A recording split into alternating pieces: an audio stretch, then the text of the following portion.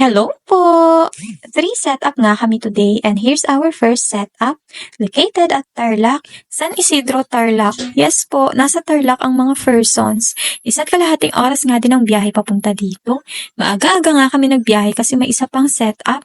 Actually, dalawa pa. Super rush na naman yung isa, pero balloon standees lang naman kaya carry lang. 5 nga kaming bumiyahe for this setup kasi full setup ito. And medyo malaki ang backdrop kaya para mabilis, ayun at nagsama-sama na nga kaming 5 sa unang setup. Barnyard theme nga ito and second time nang nagamit yung barnyard house namin. Isa ito sa favorite theme kong sinesetup, parehas ni ate. Andito din si ate. Di lang kita sa setup kasi nasa side siya nagbaballoons. Mali nga ang kalkula ko sa oras kasi magagawal sila pabalik para sa second setup.